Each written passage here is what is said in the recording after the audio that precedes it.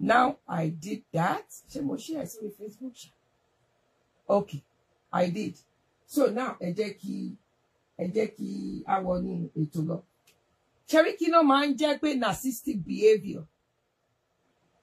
Àwọn ẹni tó bá nírú ìwà bẹ́ẹ̀ yẹn. Kí la lè fi qualify wọn. Ṣẹ́rí àwọn èèyàn tó bá nírú ìwà bẹ́ẹ̀ yẹn. Ẹ ṣoré kan fún mi bá ń power tap o. Káwọn èèyàn lè mọ̀. Ṣẹ́rí gbogbo ìgbà kan la máa sọ̀rọ̀ nípa Mohbad. Lágbọ́n Ọlọ́run a máa rí justice fún. Because that's really not what I do. What I do is I create awareness. We talk about educative programs. Kí ló ń ṣẹlẹ̀ láàrin ọkọ láya. So I don't really want to derail from that. I still with everyone supporting justice for Mohbad. I'm very much, but you know, I wasn't really part of them. Nǹkan tí bá kàn rí tó bá wà outrageous, I will come and talk about it. Ṣé rí àwọn èèyàn tó bá ní kí ni narcissistic behavior, àwọn tó bá wà narcissist. Cherry, most àwọn ẹni tó bá ń ṣe tó bá ń ní gangan àti kékeré ni o. Cherry, ó máa ń ṣẹlẹ̀ wọ́pọ̀ jù sí àwọn tó bá jẹ́ pé àwọn nìkan ni ọmọ tí ìyá àti bàbá wọn bí. Ṣé mọ̀ bí pé kán ti wá bá wọn jẹ́ I want this, I want that, get everything. So wọ́n ti wá rí brother mi Ọlọ́run ní Ṣọlá Ìkábọ̀. Cherry, wọ́n ti wá rí bí ìgbà tó jẹ́ pé right àwọn ni. Ipe gbogbo nǹkan táwọn fẹ́, àwọn gbogbo nǹkan táwọn bá béèrè fáwọn láti get it. Gbogbo nǹkan táwọn bá béèrè fáwọn láti get it. Like I must have because they used to like, mommy, I want this. So wọ́n mọ̀ pé nílé ayé yìí, you're not going to always get a yes. Sometimes you will get no for answer. Ìyẹn bẹ́ẹ̀. Ṣé rí ìwà yìí náà, ìwà téèyàn máa ń jogún ni, ó wà hereditary. Òbí lè pass it down. Ẹ rí pé téèyàn bá bímọ.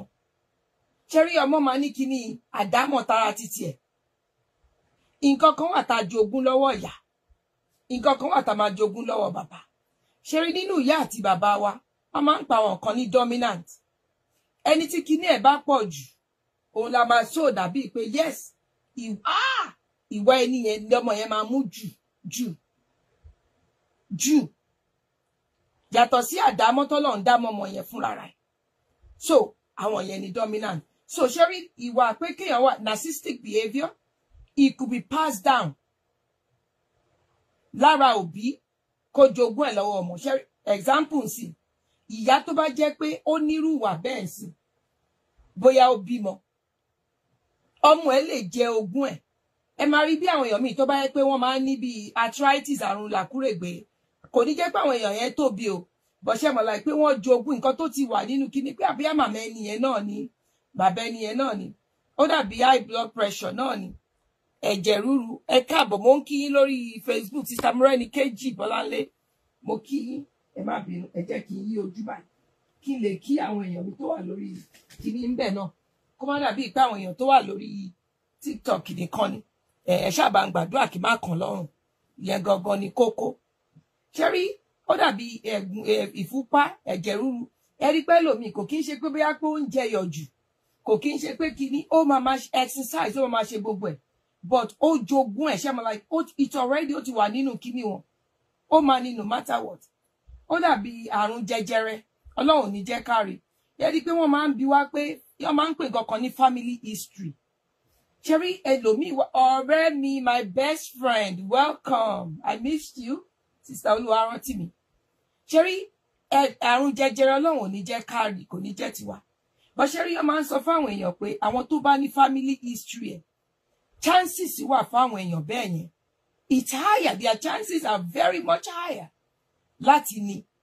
ju ẹni tó jẹ́ pé ẹ̀mọ̀ wọn ní family history ẹ̀, wọn ò ṣe pé kíní rárá àti rárá náà. Ṣẹ́rí tèmi fira mi ṣe ń bì báyìí,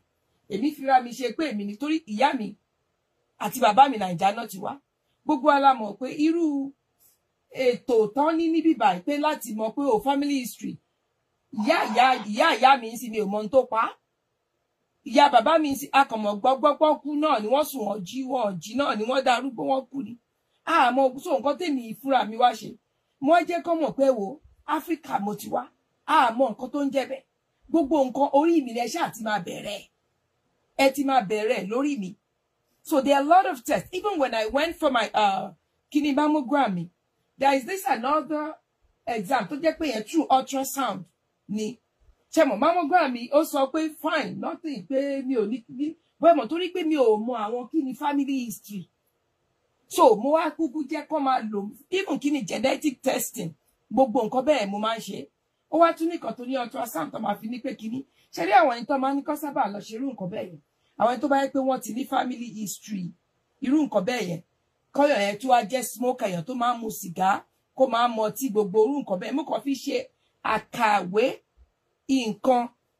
tó máa ń jẹ́ pé téèyàn fi lè jogún ni o narcissistic behaviour náà ní ibi tá à ń lọ yìí o mo ń sọ pé báwọn èèyàn tó máa ṣe ní báwo lèèyàn ṣe lè ní báwo la ṣe lè mọ̀ pọ́mọ yìí ni ṣé tẹ́ bá ti rọ́mọ wa ní kékeré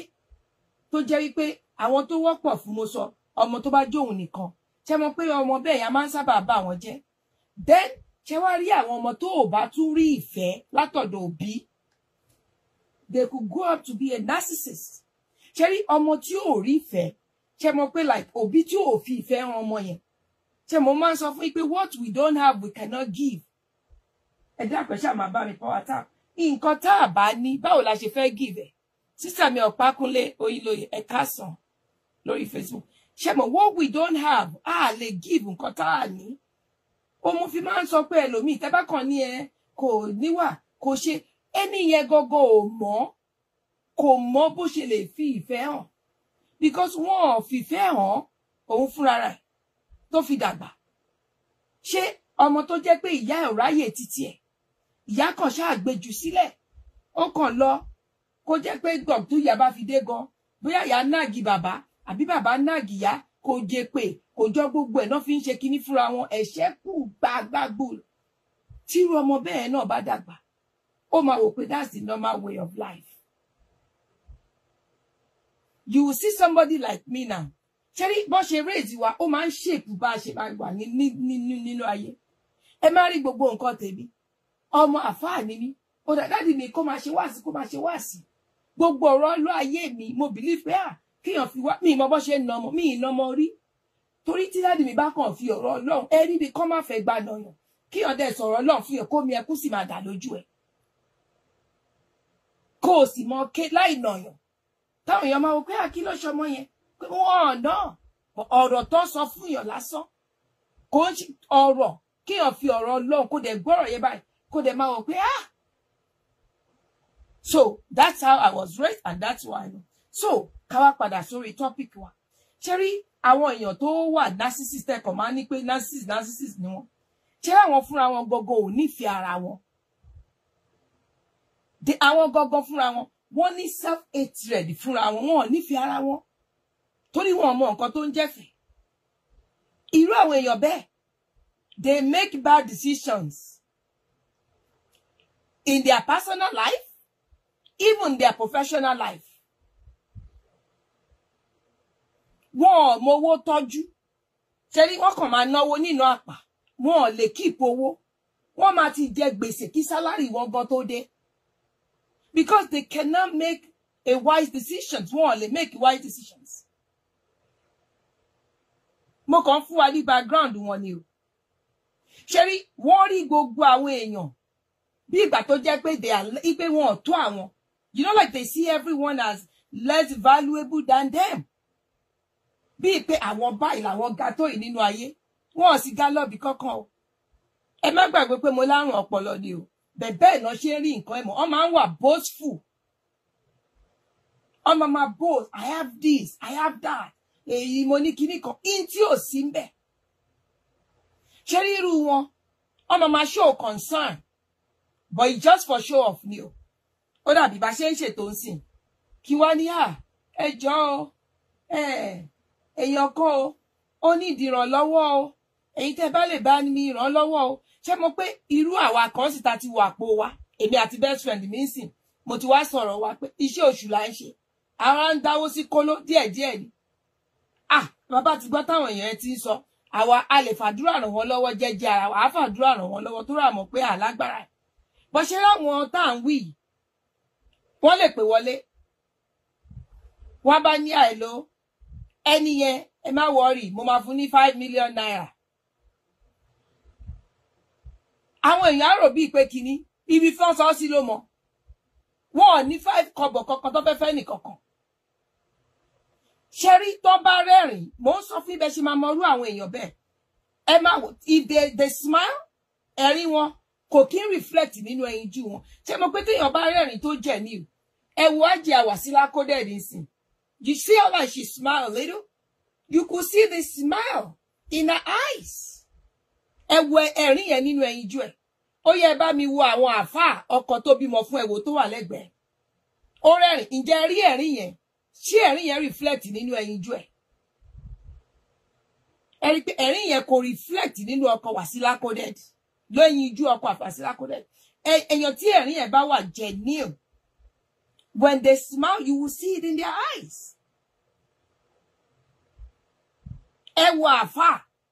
Ó rẹ́rìn, ẹ̀yin ẹ wo tó ẹ̀yin ju ẹ̀ sọ. Nǹkan mi lẹ́yìn ju ẹ̀ sọ. Cherry, they are unhappy people. Inú wọn ò kí ń dùn, wọn ò rí dùnnú. Then wọ́n ní insatiable need for anything and everything. Ṣé àwọn tó bá wà bí àwọn tó wà narcissist tí bá ní insatiable need kò kí ń ṣe pé fún oúnjẹ nìkan o, fún anything wọn ní tẹ́lọ́rùn. Irú wọn náà máa lọ yọ kó kiri sáwọn èèyàn nínú DM àwọn èèyàn. I want to marry you, I will marry you, I'm going to marry you. Mi máa fẹ́ ni, fífẹ́ ni, love ni, for they don't know, they're just saying it, they don't mean it. But when you're done sọ fún, àwọn yẹn máa believe gbogbo nǹkan tó ń sọ. Because ṣẹ́ni tí ò nífẹ̀ẹ́, báwo ló ṣe fẹ́ fìfẹ́ hàn? How can people give you what they don't have? Is that possible? Kò possible. Kò possible. Ìtẹ̀yàn ò ní, ó lè fún yàn. You can't give what you don't have. Cherry, lára tí mo sọ, ó lè jẹ oúnjẹ. Mo ti sọ pé níbi ìbálòpọ̀, kọ́ máa lọ promise pé gbogbo wọn kì í wà satisfied. Cherry, wọn kọ́ bá níyàwó lé gan, ó máa ṣe ṣìnà. Ṣìnà á máa ṣe kiri ní ọkàn máa ṣe kiri ni because ìyàwó tó ń gbé sínú ilé gan wọn ò nífẹ̀ẹ́. Wọn ò nífẹ̀ẹ́.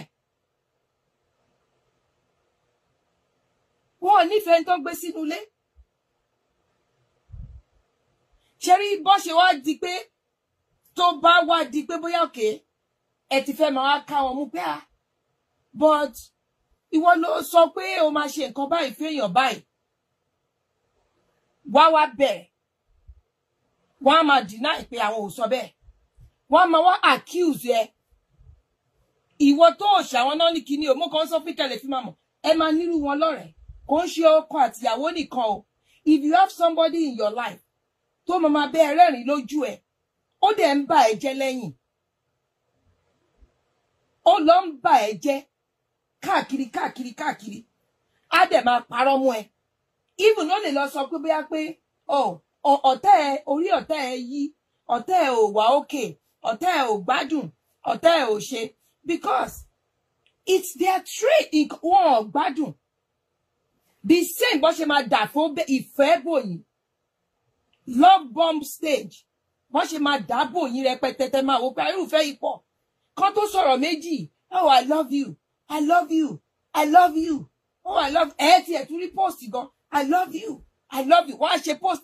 ọmọ máa sọ. Nǹkan bí tí ò gba I love you. Wọ́n kàn máa sọ I love you. Wọ́n lè sọ I love you 29 láàrin 2 minutes. But behind your back, wọ́n bà ẹ́ jẹ́. Behind your back, wọ́n parọ́ mọ́ ẹ. Behind your back, wọ́n ṣe like because bó ṣe rí ẹ pé ó fẹ́ máa outshine àwọn. You know, lójú tara títí wọn àrùn ọpọlọ ni o. Àwọn ti believe pé àwọn làwọn ga jù nínú ayé. Pé everybody kò sẹ́ni kankan tó ga tó àwọn. I'm not talking in height o. Ipe kò sí èèyàn kankan tó tó àwọn nínú ayé yìí kò sí. Àwọn làwọn ga jù nínú ayé. Ṣé mo ìwọ tó wá bá ó ti rí ẹ pé o wà very intelligent. Lọ fi wá bá ẹ pé wow, èèyàn yìí wà intelligent. Ọmọ máa praise ẹ. Wọ́n máa ní you are this, you are that, you are shaking. Ṣé bó ṣe ń praise ẹ ìwọ náà máa wò pé oh thank you. Thank you. Even ìbò ṣe tó gan àmàkùnrin ọ̀pọ̀ òtó. Wọ́n lórí ẹ̀ wọ́n máa sọ fún ẹ pé wo ẹni tó mọ̀ pé ó kèé sìn. Bóyá sister mi Olúwa rántí mi, my best friend. Gbogbo ala mọ̀ pé she has a very lovely sweet voice. Wọ́n wá bá ẹ pé kíni? why tó ṣe ń sọ pé Sister Olúwarántìmí ó ní sweet voice ti ti ẹ gan dájú tí ẹ lọ lé dànù. You know, like they make you believe bó ṣe tó wọ́n máa wá fi sí ẹ lórí wọ́n máa wò pé really wọ́n dẹ̀ máa ní yes but wọ́n ń dọ́gbọ́n lé gbogbo àwọn èèyàn lára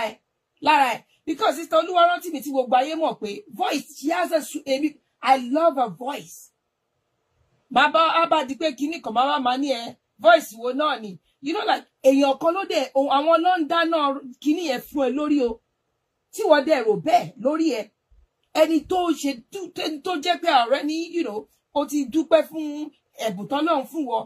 o appreciate ẹ̀bùn t'Ọlọ́run fẹ́ lómi wọ́n wá jẹ́ kó má appreciate ẹ̀bùn t'Ọlọ́run fún àwọn èèyàn kankan yẹn mọ́ wọ́n á máa wá lé gbogbo wọn sá lára ẹ̀ àwọn náà dẹ̀ ló tún máa bá wọn pé ó rí lágbájá yẹn kí ló dé táàrí mo tiẹ̀ gbọ́ pé kinní kan bóyá ó lọ sọ nǹkan báyìí nípa irọ́ ni o they dividing you call a rule call a rule call a take over life ai máa lọ sórí ọ̀rọ̀ kíni o òun ni mo wá fi ṣe case study ni o ẹ rí bọ́ọ̀rù ẹ̀ bó ṣe ṣẹlẹ̀ ẹ gbọ́ lẹ́kùnrẹ́rẹ́ case study ni mo wá fi ṣe fún yín àwọn narcissist bó ṣe rí nìyẹn o dẹ́dẹ̀ jẹ́ wá sọ fún iṣẹ́ rí wọn nífẹ̀ẹ́ nìkan kan bó tilẹ̀ wù kó yẹ ọkàn máa ń wá ẹni tó tún máa pray on ni tó bá fẹ́ yàwó níjọ́ tí ìyàwó tó fẹ́ sílé yẹn tó bá ti mọ̀ wá wọn ipe èèyàn báyìí lórí wọ́n ti ń wá ẹlòmíì sílẹ̀ ṣé wọ́n rẹ́ ẹlòmíì tó bá rí yẹn wọ́n máa ba ìyàwó wọn yẹn jẹ́ olúwa wọ́n á ba ìyàwó wọn yẹn jẹ́ débi pé kò ní ṣe é gbà ní kọ́bọ̀ ṣé rí gbogbo òwà dáadáa tí ìyàwó wọn ní wọ́n á máa wá bìlítù ẹ̀ wọ́n lè ní ta ni kò ní nǹkan kan fake life ló ń lò kò lówó lọ́wọ́ kò wọ́n máa lọ bà ẹ́ jẹ́ káàkiri fún gbogbo àwọn èèyàn tó mọ̀ ẹ́ wọ́n dẹ̀ máa ṣe in a secret way ni o tí wọ́n gangan ò ní mọ̀ ẹni tó bá ní luck àwọn ẹni tó bá nífẹ̀ẹ́ wọ gangan fúnra rẹ̀ ẹ jọ̀ọ́ má gbàgbé láti máa bá mi power tap tẹ́ bá ń gbàjọ ṣé rí àwọn ẹni tó bá nífẹ̀ẹ́ wọ fúnra ẹ̀ gangan kọ̀ọ̀kan ló máa pè é pé lágbájá báyìí kí ló ṣe wà àtẹ̀yàn yìí èèyàn báyìí sọ nǹkan báyìí nípa ẹ̀ ìwà máa lanu pé èèyàn báyìí sọ nǹkan báyìí nípa mi kẹ̀ èmi àti ẹ̀ ò já ní ìmọ̀ nǹkan tó dé ó ti ń ṣe tipẹ́tipẹ́ torí pé o ti fẹ́ máa ká àwọn ìwà ẹ̀ burúkú tó ń wù yẹn bóyá pé àwọn attention tó ń fún because they always like to be praised they love attention like you just you know like thank you for the star thank you for the gold thank you for the sugar thank you cocoa they love that that's what ó máa ń stimulate brain ni wọ́n máa ń jẹ́ kórí wọn wú níjọ́ tó o bá ti ṣe mọ́ bóyá o ti wá rí pé no èèyàn níjọ́ tó o bá ti ṣe mọ́ níjọ́ ẹ̀ ló ti dọ̀tá wọn wọ́n máa lọ bà ẹ́ jẹ́ káàkiri wọ́n máa bà ẹ́ jẹ́ wọ́n á léèyàn sá lára ẹ̀ ẹ wá lè rí wọn kọ́ wá ṣe update oh I love you wọ́n dẹ̀ ń bà ẹ́ jẹ́ lẹ́yìn ó wà nínú ọkọ àtìyàwó ẹ rí ọkùnrin tíyàwó ẹ̀ ń ṣe dáadáa nínú ayé for example like bí mi ṣí ni mo ṣe ń ṣe wá sí thanks for the star ẹ ṣeun torí ojú mi orí ìkíní ló ṣe kíní sí ni kò sígbà tí mo yìí máa pa Facebook tó báyà bọ̀ ẹ̀ yìí máa gbádùn ẹ̀ torí mi ò lè wá kán lọ́rùn ṣẹ́rí ọkọ àtìyàwó ọkùnrin yẹn ó lè má fún ìyàwó ẹ̀ ní kọ́bọ̀ nínú ilé kó ti sọ̀rọ̀ kò bá kùn gbẹ àwọn nurses bọ́n ṣe rí nìyẹn ọ̀rọ̀ burúkú fún ìyàwó yẹn nínú ilé kó wá jáde síta ó lè rí neighbor yín bóyá neighbor yín yẹn bóyá nǹkan dànù lọ́wọ́ ẹ̀ ni lábá bá kó gbogbo ẹrù ẹ̀ sínú kinní ó máa ní kó má wọ́rì má bá yín gbé má bá yín ṣe mọ̀ pé neighbor yín yẹn gbogbo èèyàn máa wò pé èèyàn dáadáa ẹni yìí máa lọ́kì o ẹ worú ọkọ tó fẹ́ ó lè rí ẹlò another neighbor tó kàn tọ́mọ ẹ kàn ṣe kinní kó ní ló ẹrù yẹn ti pọ̀ ju orun yín pọ̀ pẹ̀lú ọmọ yín yìí ó yẹ ẹgbàá umbrella yìí ẹ fi borí whereas ó ń fi ara thank you Kenny Posh for sharing thank you ó dẹ̀ ń fi ara níyàwó títí ẹ̀ gangan nínú ilé ṣé ìtẹ́ ẹ bá fẹ́ wọn ẹ jẹ́ ń sọ bí tó tún wọ́ sí mi ó ti lè ṣe ìpè fún ìyá àti bàbá ìyàwó tó fẹ́ sínú ilé kó ṣe ìpè fún ìyá àti bàbá yẹn kó bú wọn kó rídíkù wọn kó yẹ̀yẹ́ wọn pé kí náà jẹ́ ìwọ tó ò níran kí ìwọ ìyàwó nínú ilé kẹ̀dẹ̀rẹ̀ ó fẹ́ sọ fáwọn òbí ẹ ipe ọkọ tó o fẹ́ ọkọ ẹ máa sọ báyìí nípa wọn kí ọkọ tó dẹ̀ ń bú wọn ó ti bú wọn o kó dẹ̀ ṣe transfer sí ìyá àti bàbá ẹ̀ tó ń bú yẹn ipe mọ́mí dádì kó fi nóòtì sí just use it for the weekend ẹjọ báwo ni irú ọmọ báwo ni irú obìnrin bẹ́ẹ̀ ṣe fẹ́ rojọ́ fún ìyá àti bàbá ẹ̀ pé ọkọ mi èèyàn burúkú ni o nǹkan báyìí ló máa ń ṣe ò ṣé wọn ní gbẹ́nu ẹ̀ sọ̀hún ọkọ ẹ̀ wo lèèyàn burúkú ìwọ lọmọ burúkú ìwọ ló dá àgà kóbìnrin yẹn kó jẹ́ bí abẹbẹlúbẹ bí irú àwa báyìí tí n bá lábẹbẹlúbẹ ṣe mọ like some of us we don't know how to mo bó ṣe ń pretend ní fọ̀rọ̀ sínú a kàn máa sọ ni wọ́n lè ní bóyá nǹkan ta sọ ni wọn ọ̀dẹ̀ nímọ̀ pé ni yìí ló ń finá narcissist ọkùnrin wọ́n á bìlútù ìyàwó wọn tó jẹ́ pé ìyàwó yẹn gan fẹ́ lè rò pé ṣọ́lọ́run kọ́ ló ṣẹ̀dáhùn ni wọ́n máa fi ẹnu ba ayé ẹ̀jẹ̀ ṣẹ́mọ̀ like wọ́n fẹ́ pákú tó jẹ́ pé ọ̀pọ̀lọpọ̀ wọn gan ẹlòmíì gan á develop ọlọ́mọ ẹ̀kẹ́ ẹlòmíì gan fẹ́ lárùn ọpọlọ ẹlòmíì gan á develop ẹ̀jẹ̀ ríru àrùn tí ò yẹ kó síbẹ̀ because ṣẹ́mọ̀ ọkọ téèyàn fẹ́ àbíyàwó téèyàn fẹ́ tó yẹ kó nífẹ̀ẹ́ yàn kó máa fi ẹnu kó máa fi ba ayé ọ̀tá yàn jẹ́ kó máa bìlítù yàn nínú ilé nǹkan kan wá lóògùn ẹ̀ o ṣẹ́rí as long as tẹ́ ẹ bá ti ń romance ego wọn tán bá ní okun kẹlókun tán bá ní sit down there you sit there don't question them kó orí kíní àwòrán pé bóyá ọkùnrin àtọ́ṣe kíní kan kẹ́ẹ̀rí lórí fóònù wọn ẹ má sọ̀rọ̀ anything tó bá ṣe ẹ má sọ just keep rubbing their ego tó bá sọ fún ẹ pé no you can't go out o lè go out bẹ́ẹ̀mi ṣe jẹ́ tí mo ṣe máa ń ṣe wáàsí lẹ́kọ̀ọ̀kan ìkan ní pé o lè ṣe wáàsí yẹn yes that's the only way tẹ́ ẹ fi lè pẹ́ kójọ́ rẹ̀ náà ni tó bá ti tẹ́ ẹ lọ́rùn bẹ́ẹ̀ bó o bá gbọ́ gbogbo bó ṣe lọ bà ẹ́ jẹ́ náà má béèrè má sọ nǹkan kan ìbàjẹ́ òun súré bẹ̀rẹ̀ o tí ìbàjẹ́ máa ti ń bẹ̀rẹ̀ ni pé bóyá tó bá question wọn pé bọ̀ kí ló dé tó ní kí má ṣe nǹkan báyìí wọ́n ti ń wò ẹ má gbàgbé pé they see themselves as pé àwọn làwọn ga jù láyé kò sẹ́ni tó ga tó àwọn làwọn da jù nǹkan táwọn bá ti sọ abẹ́gẹ̀ bọ́ àrùn ọpọlọ ni so níjọ́ tó bá ti bẹ̀rẹ̀ sí ní question wọn jọ́ ẹ̀ náà ti máa bẹ̀rẹ̀ sí ní bìlítù ẹ̀ ṣé rírú wọn lẹ máa pè wọn ẹ̀yin lẹ pè wọn sí patí kàkà kan jókòó sórí chair àwọn náà máa bá yín máa serve gbogbo àwọn èèyàn tó wà níbẹ̀ so that àwọn èèyàn máa praise wọn pé wow this person is really nice wo tó bá ẹ̀ṣẹ̀ pàdé ẹ̀ á ṣílẹ̀kùn mọ́tò fún ẹ pé ó kúṣẹ̀ ìpàdé ó fẹ́fẹ́ tó bá gbé báàgì á gba báàgì lọ́wọ́ ẹ̀ ó máa pè ẹ́ láàárọ̀ ṣó ti jẹun kí ló jẹ ṣó wà okay ẹ jẹ́ káàrò kò sí bó ṣe níwò pé wow ṣé rí obìnrin tí ò bá fẹ́ lọ́kọ mọ́ láyé ẹ̀ gan kó ti rò pé nù àbọ́kùnrin tí ò fẹ́ níyàwó mọ́ láyé ẹ̀ ọkùnrin ló pọ̀ sí jù o ó wà lóbìnrin ò bọ̀ ṣé rí you know me at this psychology 70% ọkùnrin mi ní gbogbo ọkùnrin ò pé ṣe mọ̀ like it's rampant ó pọ̀ jù nínú 70% ọkùnrin bí i 30% péré lóbìnrin ṣé ti understand nǹkan tí mo sọ ọkùnrin ló pọ̀ sí jù ṣó ti jẹun báwo ni nǹkan míì tó ò béèrè á bá dédé pé hello mo ń bọ̀ lọ́dọ̀ ẹ̀ tí mo surprise ẹ̀ ó ti mọ ráìsì tó láìkì yẹn mo ti lọ síbẹ̀ mo ti bẹ̀rẹ̀ ẹ wo bó ṣe ń da love bomb tó ṣe ń dàbò ẹ̀ tó dàbò ẹ̀ tó kí ló ló fẹ́ rí kí ló ló fẹ́ sọ kí ló fẹ́ ló fi ṣe tí ò fi dà kọ́nítọ̀hún kó má jẹ́ taste ẹ̀ kó má jẹ́rú ọkùnrin tó láìkì kó má jẹ́rú obìnrin tó láìkì torí mi ìfẹ́ kó dàbí pọ́kùnrin nìkan kó má dàbí mo wá bá aṣọ ọkùnrin kó má jẹ́ taste ọkùnrin tó like, kó má jẹ́ taste obìnrin tó like. Wàá wò pé wait a minute. Èèyàn ń wúwo ló pàdé yìí lọ́nà. Ṣé look nìkan la fẹ́ jẹ ni? Ẹni tó abẹ́ fọ ẹsẹ̀. Àgà kó tó wá jẹ́ single parent. Ó lè ní mo ń bọ̀ nsìn. Ṣé ọmọ mi ti dé? Òun gan ló lè máa kọ́kọ́ ní. Ṣé ọmọ mi ti dé? Ẹni tó tí ìgbà tó tí ní kíní. Mo ń bọ̀ bẹ́ẹ̀ nsìn.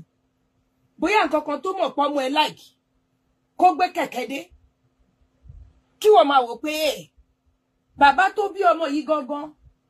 O ti ń bá sọ̀rọ̀ kẹ̀kẹ́ ẹ ti separate o pé o sọ fìyẹn ní pín ẹ̀ máa wò pé wo. Èmi ò tí ì lówó kẹ̀kẹ́ sí sí papọ̀ mọ́. Bóyá kó dúró tó bá dìgbà birthday ẹ̀. Màá fún ní kẹ̀kẹ́ yẹn as birthday gift. Kẹ́ni tó wá pàdé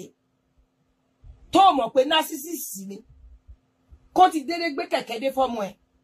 kò tún gbé kẹ̀kẹ́ oríṣi kan lẹ́yìn tó ra kẹ̀kẹ́ ó ra koto tọ́mọ òde sórí ẹ̀ sí ó ra gbogbo kíní gí èyí tó máa fi sápá èyí tó máa fi sí kíní wàá máa wò pé subhanallah òun dẹ̀ kọ́ ló bẹ́ ọmọ yìí àbádùá ni ṣé kìí ṣe pé ṣòru tí mo lọ fún àbádùá ṣọmọ like people need to know like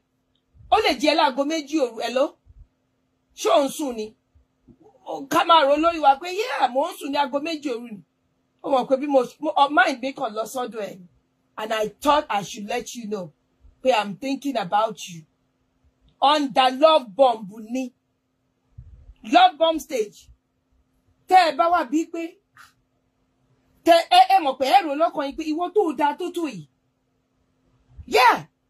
thank you. Brother Kenny Pot, they said they usually love bomb so one can let down one's guard. God bless you. God bless you. I comment one. You get it? Sherry, nǹkan tí ẹ fẹ́ ṣe, wallahi ẹ máa ṣe. Torí ẹ máa wò pé, abẹ́ni tó lọ yàn ni. So ẹ máa wonder pé but tí èèyàn tó dá tó tó yìí, kí ló dé tíyàwó ẹ fi sílẹ̀? Ẹ rò lọ́kàn yín. So ẹ kàn wá kàn sọ bóyá kó máa bẹ̀rẹ̀ pé ọwọ́ ìtìyàwó yẹn wá ń ṣerú nǹkan báyìí lábá bẹ̀rẹ̀ ìbàjẹ́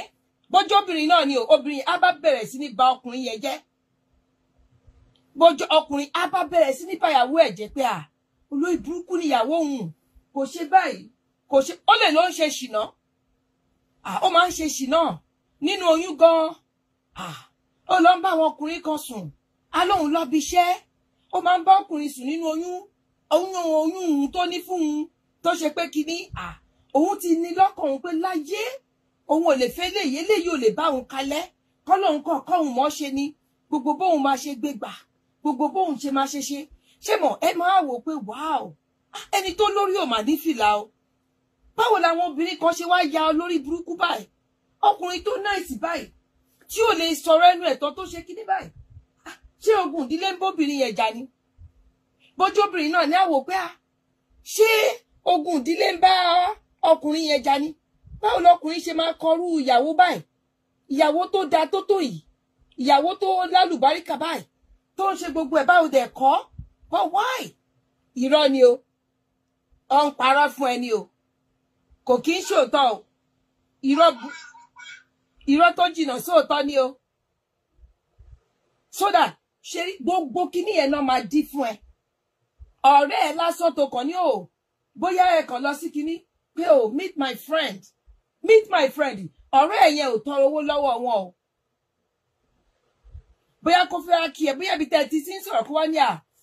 ọ̀rẹ́ mi best friend mi Olúwa rántí mi ó tiẹ̀ ń bọ̀ lọ́dọ̀ mi lọ́la ẹ kàn déédéé rí pé ó ti fa báàgì dé fún sista Olúwa rántí mi náà ni akọ̀dédé ni well it's more like you know your friend says a lot about you ipe mo máa ń sọ pọ̀ rẹ̀ dáadáa lọ like that's why I just thought to just bring this má bínú pó kéré sista Olúwa rántí mi ò béèrè nǹkan kan o ṣé ní gbogbo kíní yẹn pé bóyá sódà sista Olúwa rántí mi gan bóyá èyí tó máa fi pè mí ṣàkíyèsí pé this thing is moving too fast o but you said you met this guy. If this guy is this so nice, how come tí ìyàwó ẹ̀ fi lọ? So ó ti bá Sister Olúwa rántí mi náà, ó ti mú ó ti fi dí wọn lẹ́nu. Sister Olúwa rántí mi ò béèrè kò ń ṣalátẹnujẹ o. The master burúkú ni wọ́n ṣe ní gbogbo nǹkan ẹ mo kàn fẹ́ ká kàn fi ká fi mọ̀ pé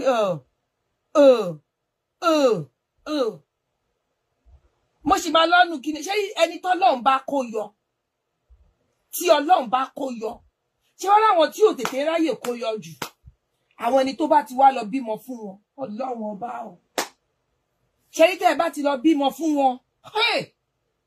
àti bọ́m̀bẹ̀ alẹ́ o àti Sister Morenikeji thank you wọ́n ní kò sí rọ́nu gbogbo nǹkan tí mò ń sọ God bless you Sister Morenikeji Bọ́láńlé lórí Facebook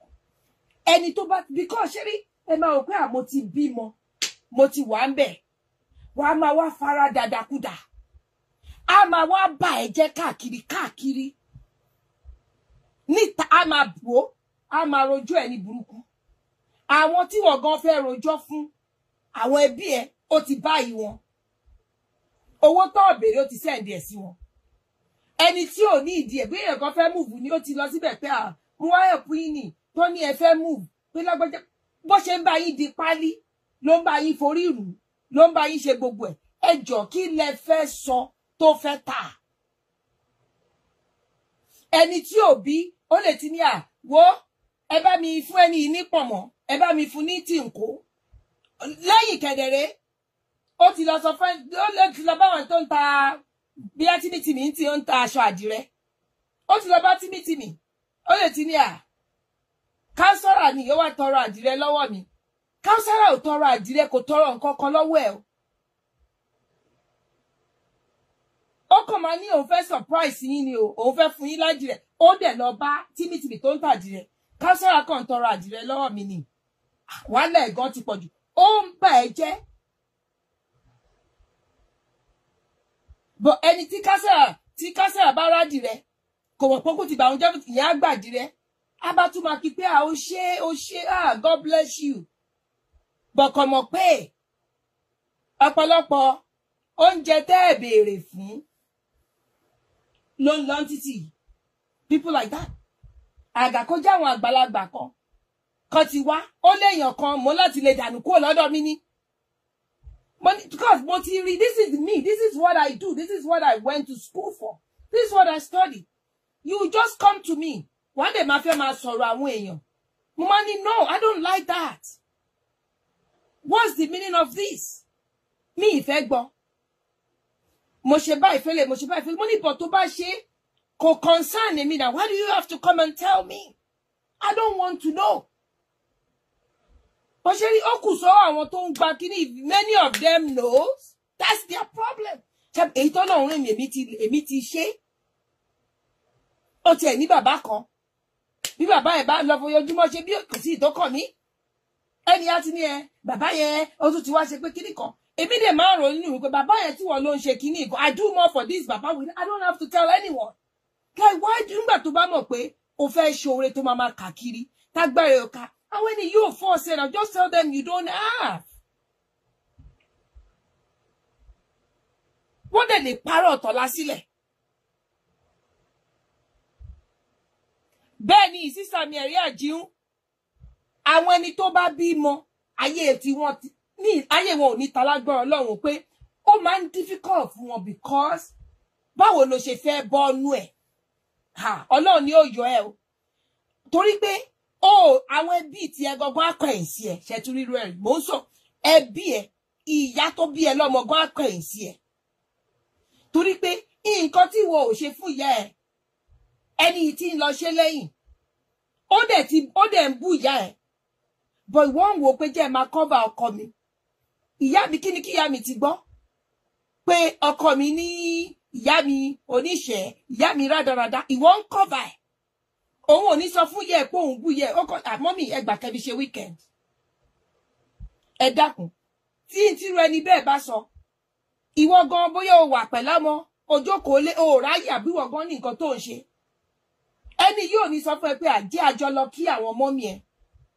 ìwọ kàn rí pé ó ti jáde kúrò lé ni ó ti lọ bẹ́ẹ̀ kí àwọn mọ́mì ẹ mọ́mì tí gbọ́ngbọ́n tó ní mọ́mì ò lọ kí mọ́mì ẹ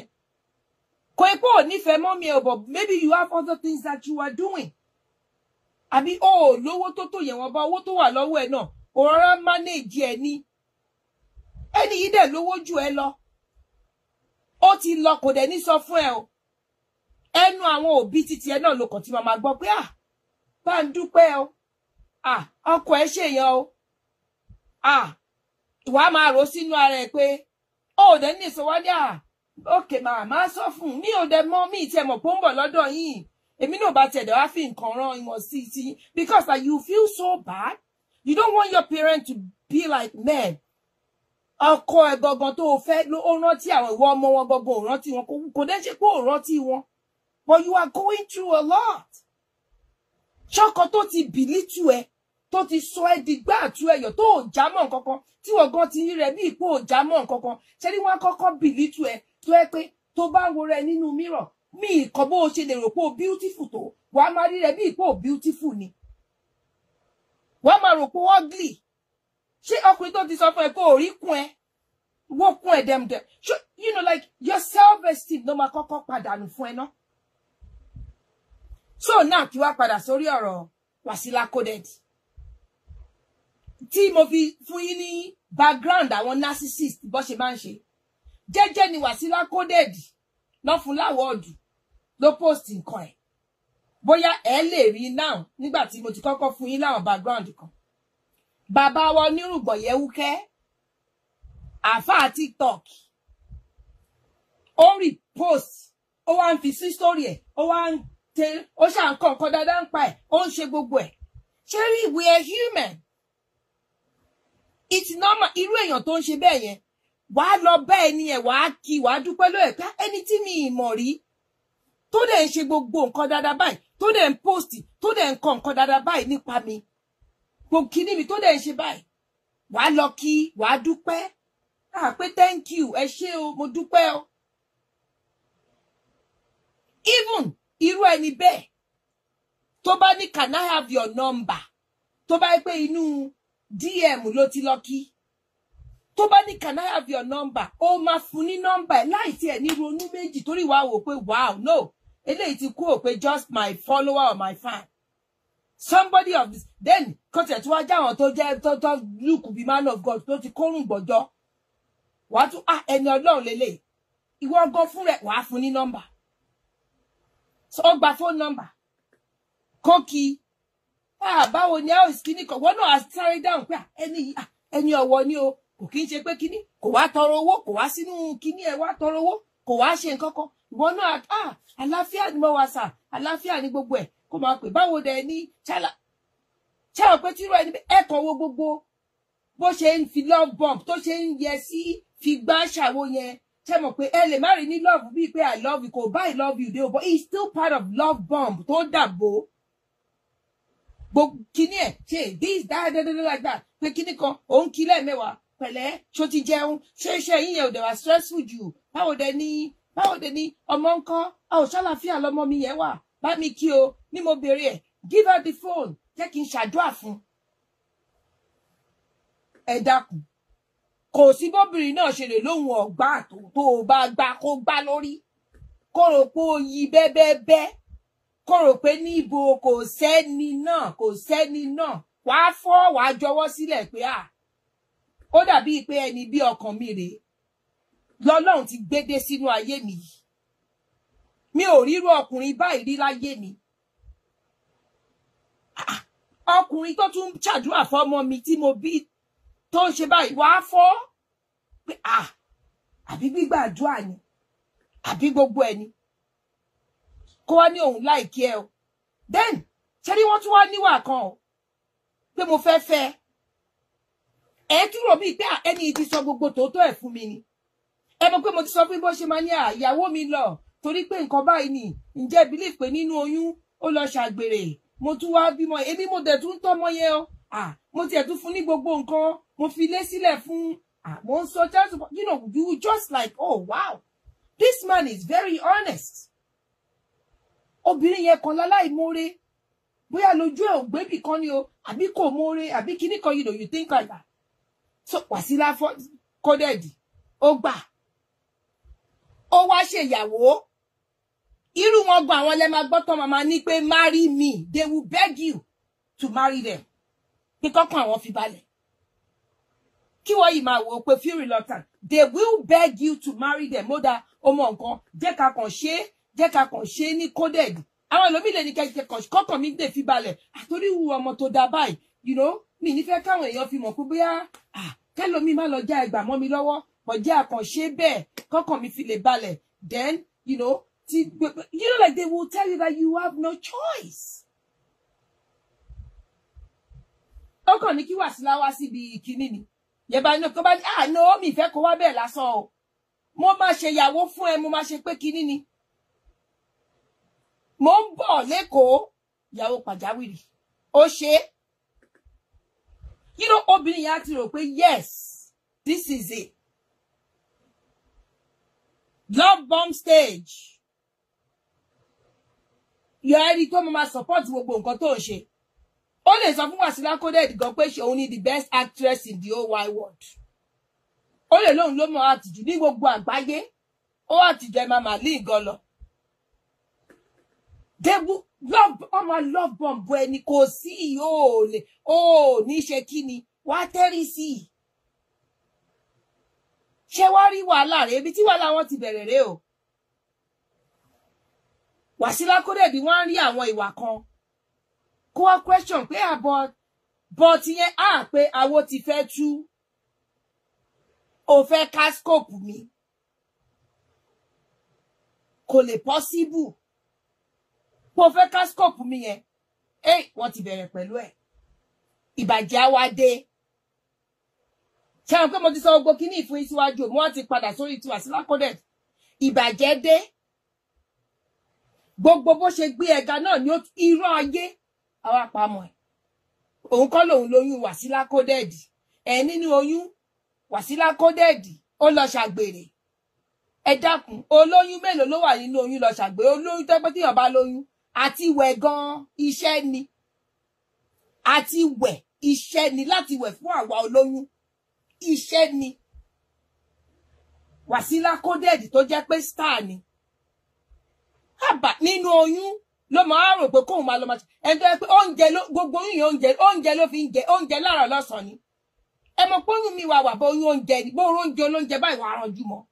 pé òdẹjọ bí òtí ẹjọ kèlè méjì jọ fún mi náà please torí Ọlọ́run fún mi oúnjẹ ló fi ń rò bọ̀ torí pé narcissist lọkọ tó lọ fẹ́ ọ máa rush ṣe nǹkan ni àwọn náà máa rush ẹ wọn níwò pé let's give it something no ó wá bẹ̀rẹ̀ pẹ̀lú ẹ̀ ó wá ìbàjẹ́ máa wá bẹ̀rẹ̀ bó ṣe máa ń ṣe nìyẹn o narcissist lẹni tí ó bọ́ sórí ayélujára ẹni tí wà àti ẹ̀ ọjà tẹ́ẹ̀ta tó máa kọ́ síbẹ̀ pé o èèyàn yìí wèrè ní ta ni bàbá ẹ̀ ta ni ìyá ẹ̀ show me your children's achievement show me your father's achievement show me your kini narcissist ni because wọ́n ti ń ṣèbàjẹ́ they want a reaction from you torí pé wọ́n fẹ́ render useless but if you don't give them the reaction they want because ṣe reaction yẹn òun ló máa ń boost ego wọn inú wọn máa dùn pé yes àwọn get it but if you don't give them that reaction ó pa wọ́n tí ó tí ẹ̀ rí tí wọ́n rò gbogbo àwọn tí ò bá kójọ kó rojọ́ fún kó bá ẹ jẹ́ fún ó ṣe gbogbo ẹ̀ ó wò pé kúta wúwú jẹ́ ń bí ìta ní gbogbo yín èmi ga ju gbogbo kẹ́kọ̀ọ́ rò pé I'm smarter than all of you combined because I understand the game.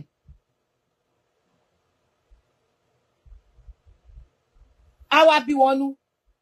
wọ́n kò sí nǹkan wọ́n lè bọ́ sórí ayélujára wọ́n lè bọ́ sí anywhere wọ́n kàn máa ṣe àwọn anything to get a reaction but to get to you to render you useless ṣe mọ̀ láti lè má fi jẹ́ pé bóyá pé kò lè máa function gbogbo bó ṣe ń function dáadáa tẹ́lẹ̀tẹ́lẹ̀ báwọn ayé ṣe nífẹ̀ẹ́ but ẹ má fọ́ fún òun mo ṣe ní awareness yẹn ni mo ṣe wá create nígbà tó rí pé kíní ó ń sọ gbogbo ẹ̀ kí ló pàpà sọ̀rọ̀ ẹ̀ dì ó sọ̀rọ̀ ẹ̀dá fáwọn orí TikTok ẹ̀rí tó bá jáde ojoojúmọ́ ló ń ṣe fídíò orin èébú orin ọ̀tẹ̀ I'm at the kíní kan with my daughter eating kíní ọkùnrin àáfà onírùngbọ̀n narcissist ni ṣẹ́rí any normal ọkùnrin even obìnrin ọkùnrin ò bá tiẹ̀ ṣe mọ àwọn obìnrin ẹlẹ́jọ́ ẹwẹ́ ni wá tí àwọn nǹkan kan wà Ọlọ́run lọ bẹ létò mò ń kí yín lórí Facebook ṣẹ́rí narcissist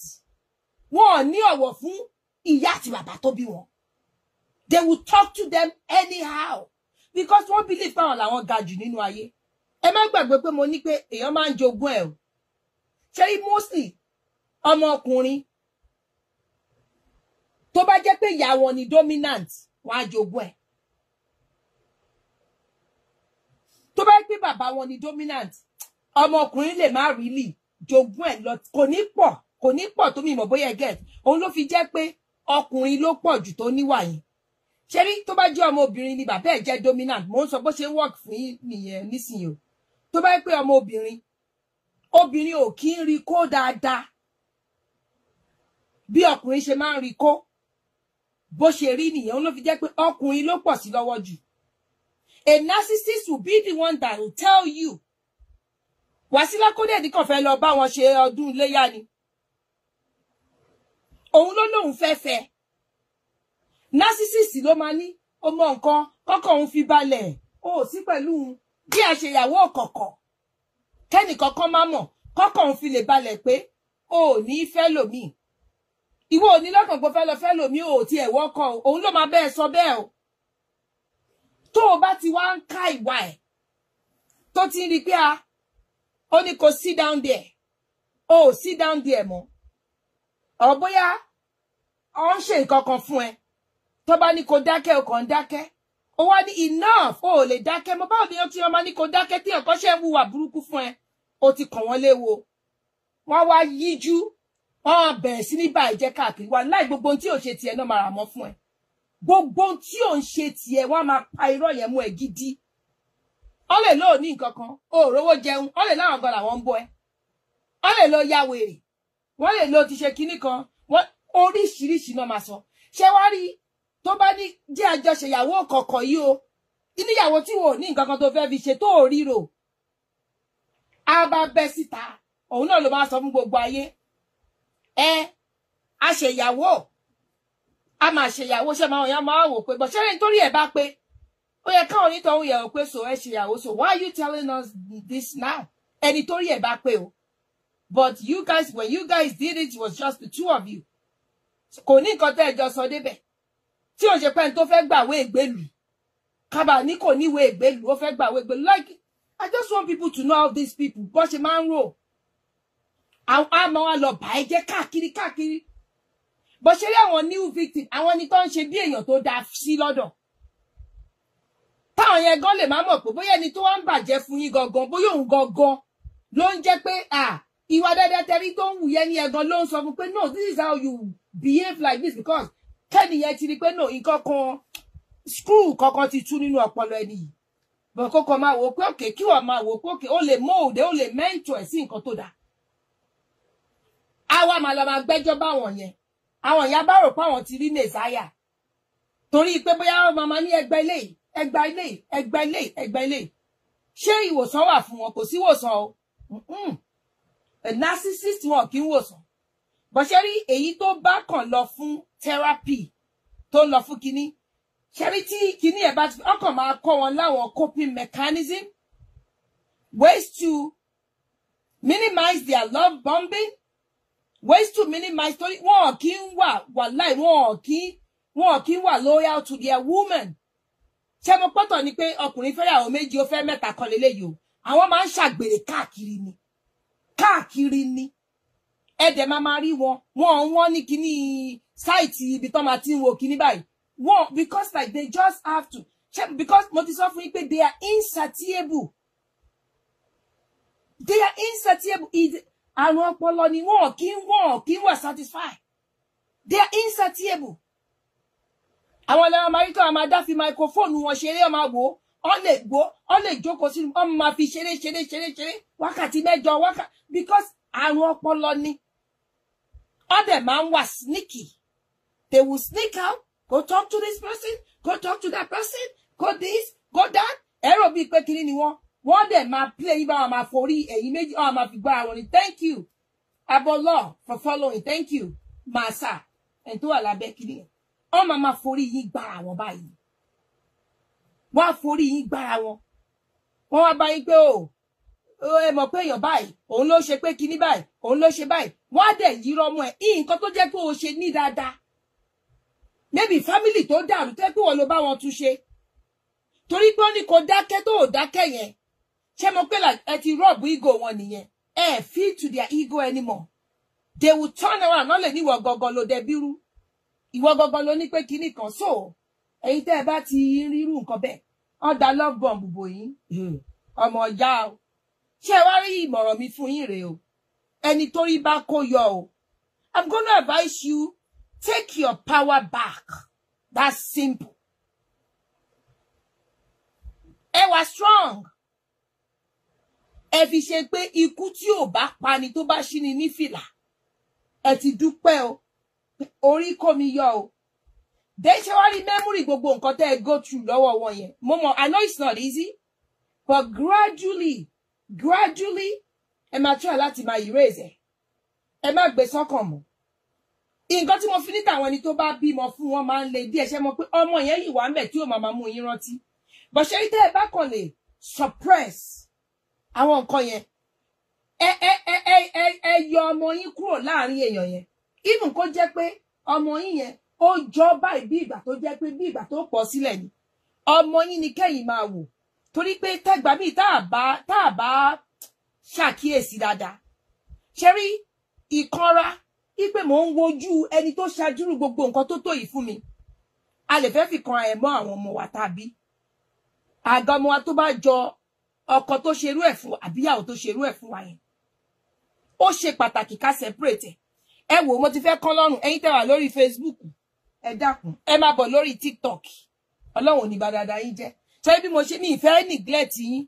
tí Facebook ẹ̀dẹ̀ ọ máa delete ẹ̀ so máa fún yín ní ìṣẹ́jú 5 kẹ́ ẹ fi wind up ìṣẹ́jú 5 péré ni kẹ́ ẹ fi wind up ṣé bí bá sọ fún yín kí ni relationship pẹ̀lú narcissist kí la lè fi wé ṣé ní ó dàbí ìgbà téèyàn bá ń bá relationship pé òpùrọ́ ni mí o mo wá fẹ́ bó olóòótọ́ ṣọ̀rẹ́ ṣé mo pé ẹkọ̀ imagine relationship bẹ́ẹ̀ àbí ẹni tó mọtí ó fẹ́ bẹ́ni tí ò mutí ṣọ̀rẹ́ àbí ẹni tó jẹ́ ó kó ọmọ aláṣẹ́wó ó wá fẹ́ bẹ́ni tí ò kàṣẹ́wó tí ò láì tó yẹ pé ó kàn láì kò ṣe pé kíní ẹ mọ̀ pé irú relationship bẹ́ẹ̀ kò ní work torí àwọn ẹni tá à ń wí yìí kò sí ìwòsàn fún wọn kò dẹ̀ sí òpù pé improvement mo sọ fún yín kọ́kọ́ máa fojoojúmọ́ ṣe mọ̀ kó máa lọ fún therapy kó máa wà nínú support group kíní pé well orúkọ mi ni lágbájá báyìí o báyìí ni mo jẹ́ ṣe mọ̀ kọ́kọ́ máa rí pé kí gbọ́ wọ́n lè change kò sí kíọ̀ fún àwọn ẹni tó lárùn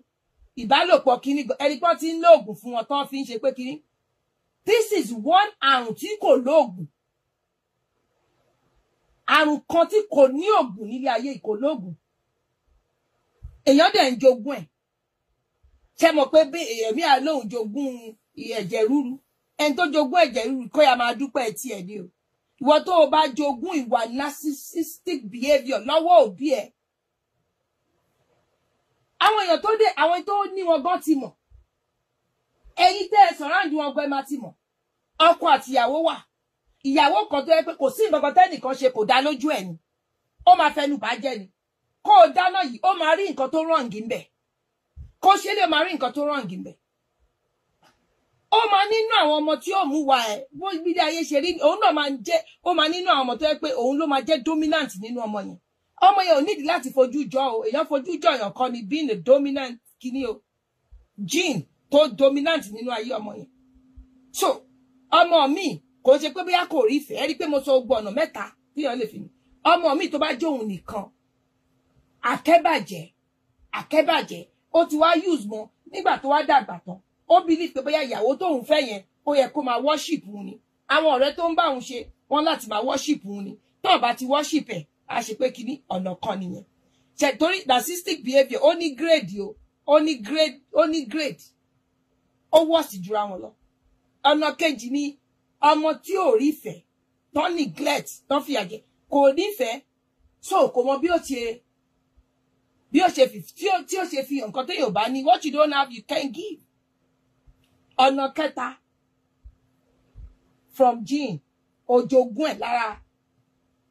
ẹni tó bíyàn. Àwọn ọ̀nà mẹ́tẹ̀ẹ̀ta yẹn àrùn ọpọlọ dẹ̀ ni kò dẹ̀ síwòsàn fún. Òun lẹ fi máa rí ẹlòmíì yóò ti dàgbà ó ti darúgbó bóyá ó ti wà bí 70 ìwà yẹn ò kúrò lára ẹ̀. Ìwà pé kéèyàn kàn máa fẹnu bà nǹkan jẹ́ kò sí nǹkan téèyàn kó wọṣọ gan káwọn ní àdáṣọ yìí dẹ̀ nice o ó lè ní kí ni tẹ́lẹ̀ wo ní hàn tẹ́lẹ̀ wo dáradára wo ló rán ó ti because like ẹ mọ̀ òun fúnra rẹ̀ kò ní dùnnú ṣé tí ò ní dùnnú kò lè rí ojú wọn ò kí rí nǹkan tó dáa. So kí n tó kúrò lórí kíní ẹ jẹ́ kí n kàn sọ́ọ̀mù àwọn tó wà ní orí kíní up ṣé because torí pé kò sí hope kò dẹ̀ ní kí ọ̀yẹn. People who cannot see what truly happened cannot be corrected. Ṣé ẹ mọ̀ pé tí àwa Yorùbá wọ́n máa ní tí ẹlẹ́jọ́ bá mẹjọ́ ẹ̀ lẹ́bi kò ní pẹ́ lórí ìkúnlẹ̀ ó tó bí òwe o ẹ̀yin bàbá àti ìyá tẹ́ wà lórí program. But ṣé ẹlẹ́jọ́ tí ò mẹjọ́ ẹ̀ lẹ́bi báwo lẹ ṣe fẹ́ correct ẹ̀? Ṣé rí narcissist wa alaikum salam big daddy narcissist injọ tẹ́ ẹ bá ti correct ẹ̀yin tẹ́ ẹ bá sọ òdodo ọ̀rọ̀ kò ní bá yín ṣe mọ́ ẹ ti dọ̀tá ẹ̀ nìyẹn. Ṣé rí wọ́n like àwọn ẹni tó máa ń parọ́ fún wọn tó máa rub ego wọn tó bá ní pé kíní báyìí tó ṣe tí ò dáa wọn ò lè correct ẹ̀ àwọn bẹ́ẹ̀ ló máa bá ṣe. Àwọn ẹni tó máa ní oh yes nǹkan tó ṣe wrong now ẹni tó bọ́ sórí for example kí nǹkan bọ́ sórí ayélujára ó kọ nǹkan burúkú nípa èèyàn kan ẹ̀yin tẹ́ wá gbọ́ sí ẹ wá ní ó nínú ń bí òun nígbà yẹn ni àwọn tó máa bá sọ̀rọ̀ nìyẹn. Ẹni tó bá sọ wípé nǹkan tó ṣe yẹn ò dáa náà wàránù ní náà kò ní báwọn onítọ̀hún yẹn sọ̀rọ̀ torí pé kò believe pé nǹkan tóun ṣe ò dáa àti pé àdámọ̀ wọn ni torí pé they want to get back at you they're gonna lie they're gonna try to belittle you kó má jámọ́ nǹkan kan kó má tó nǹkan kan mọ́. Then ó máa ń wà effectively insane. Ṣẹmọ tó bá lè wà effectively insane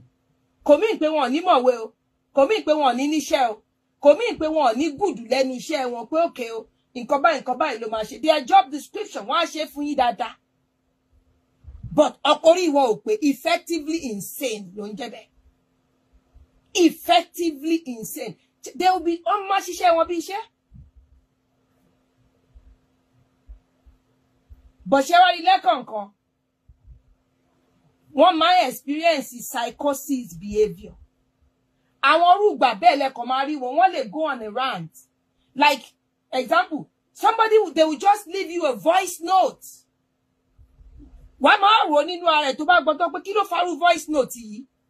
Thank you, sir. Adeyinka Yusuf for following. Ẹ wò pé kí bó ṣe bẹ́ẹ̀ mi àtẹ̀yọ̀ ya sọ̀rọ̀ lálẹ́ àná ká tó sùn. Kí ló dé tí mo jí láàárọ̀ báyìí tí mo wá gbọ́rú voice note kò bá kùn gbé báyìí.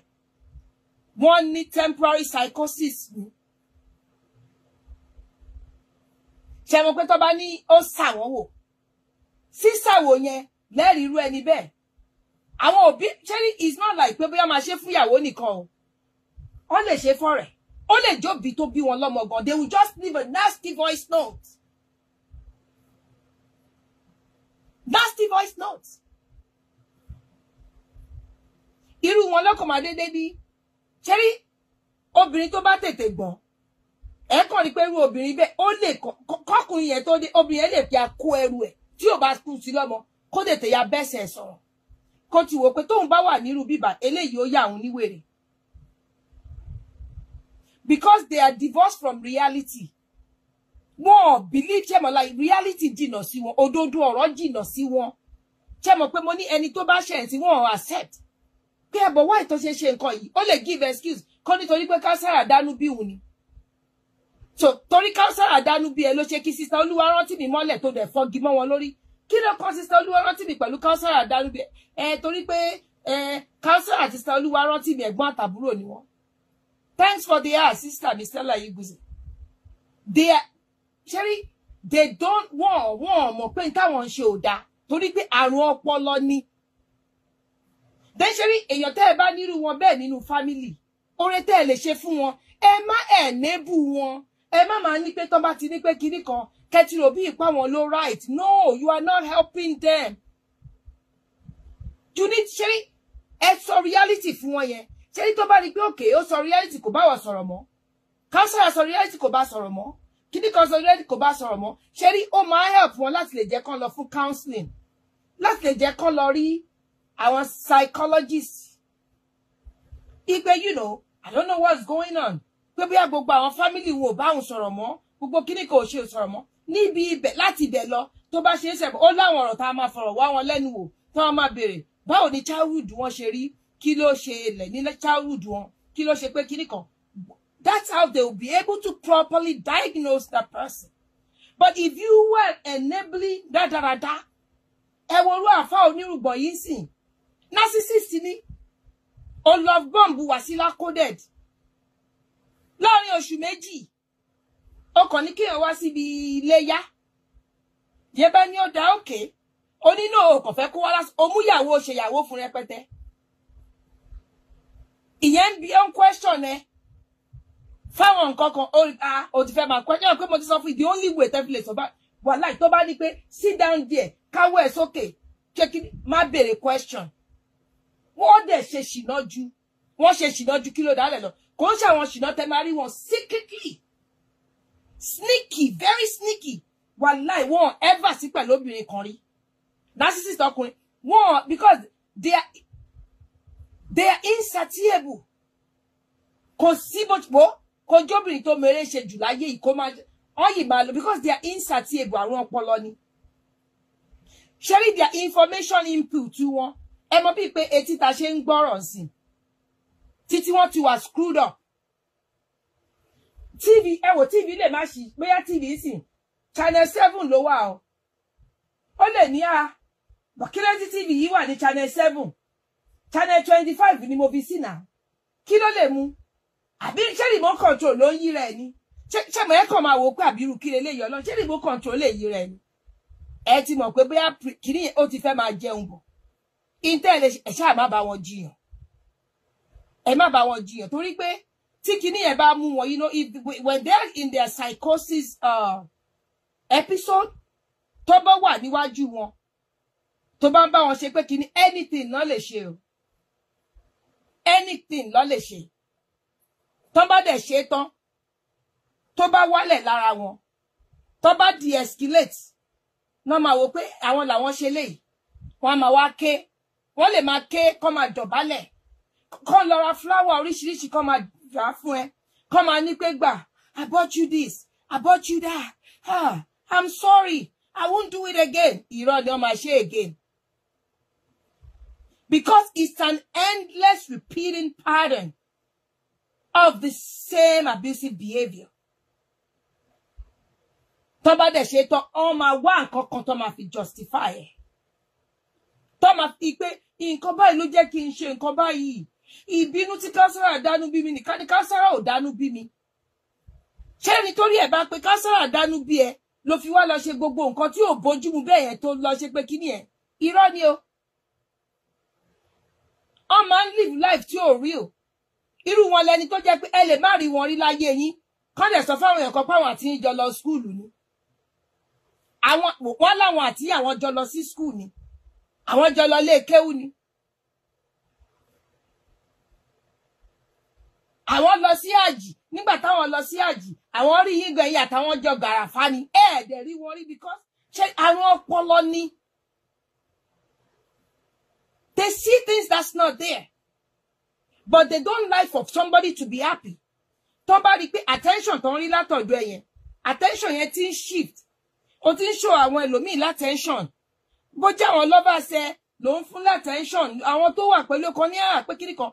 they will keep disrupting your program to get that attention they will keep disrupting your program bóyá sister Stella mo bá sọ pé mo ní sister Stella thank you for the gift ẹ kàn dédé àwọn náà kàn dédé ju gift wọlé ni ẹ porúkọ wọn ẹlòmíì ju gift ọkàn tún ju gift ni bóyá ẹ wá ń sọ̀rọ̀ lọ lọ́wọ́ o ẹ wá mú one praise pé Sister Stella she's beautiful she's this she's that ẹ lè rí wọn báyìí wọ́n kàn dédé interrupt intenso wọ́n kàn jáwọ́ because they like to take over they want to take over your program wọ́n kàn jáwọ́ lẹ́ni yes in tó wọn máa sọ kò ní bá intenso mu wọ́n kàn dédé ní òun kàn fẹ́ sọ fún yín pé I will give you 20,000 naira lórí irọ́ 20,000 naira mi ẹ lè rí mi o but kí ni I will give you 20,000 naira ní ṣe pẹ̀lú pé mo ń pray Sister Stella kò ṣe pé mo fẹ́ ṣe bẹ́ẹ̀ o they crave attention ṣé mo fi sọ pé tó bá jẹ́ èèyàn tó jẹ́ pé ọmọ kan ṣoṣo ṣé mo pé ọmọ kan ṣoṣo yẹn mommy I want this daddy I want always constantly ó ti wá dàgbà they expect it to continue like that if they don't get it wọ́n máa yíjú wọ́n máa ṣèkà wọ́n máa parọ́ wọ́n máa sọ gbogbo nǹkan tí ò sí mẹ́ wọn ò ní vision lórí nǹkan tó ń ṣe yẹn they know what they are doing because they are vindictive by nature wọ́n mọ̀ o bó ṣe mọ̀ wọn ò lè account fún torí pé wọn ò believe pé nǹkan táwọn ṣe ò dáa torí àwọn máa fi irọ́ kan àwọn máa fi kan gbé kan ni fake life àwọn wọn náà ni nǹkan tó lè ṣe kan láwọn lè ṣe nǹkan tó lè ṣe ọmọ láwọn lè ṣe so narcissists they don't define problems therefore they can't solve them mo kàn sọ fún ṣé ni tí ò lè define problem tí ò mọ̀ pé okay kí ni lájọrí kí ló fa wàhálà yìí ṣé ni tí ò mọ̀ lè afẹ́ kó bá yín solve kò lè solve nǹkan kan kò lè bá yín solve nǹkan kan even nínú bíbélì kí ni bíbélì sọ lórí àwọn narcissists only for there is no faithfulness in their mouth their inward part is destruction their throat is an open tomb they flatter with their tongue bẹ́ẹ̀ bẹ́ẹ̀ àwọn èèyàn tó bá yín mo máa fẹ́ láàrin oṣù méjì mo máa ṣèyàwó fún ẹ tún ro ẹ rántí ọ̀rọ̀ sú alẹ́ ṣe o ẹ̀yin torí ti Facebook ẹ máa bọ̀ torí mo fẹ́ play sister wa kan ẹ mọ̀ èmi ti sọ̀rọ̀ ìkíní tipẹ́tipẹ́ torí sister wa kan sọ̀rọ̀ lé lórí ẹ̀ mo dẹ̀ like torí sister wa ìgbà ní pé ká share ká jẹ́ káwọn èèyàn mọ̀ and I want to be part of the people tó fẹ́ share yẹn ọrùn mi ti fẹ́ kọ́ bí ṣe ń wo Facebook àti TikTok simultaneously so ẹ̀yin tẹ́ wà lórí Facebook mo dúpẹ́ lọ́wọ́ yín ẹ ṣeun ẹ̀yin tẹ́ fún mi ní star Aleshta TV lórí TikTok ẹ máa bọ̀ ẹ wá join wa ẹ rí ẹ gbọ́ lẹ́kùnrẹ́rẹ́ Yorùbá dùn dáadáa lẹ́nu sister yìí thank you very much mo dúpẹ́ lọ́wọ́ yín o ẹ ṣeun God bless you ẹ má gbàgbé láti subscribe Aleshta TV lórí YouTube Aleshta TV lórí TikTok Aleshta TV lórí Facebook àwa lórí Instagram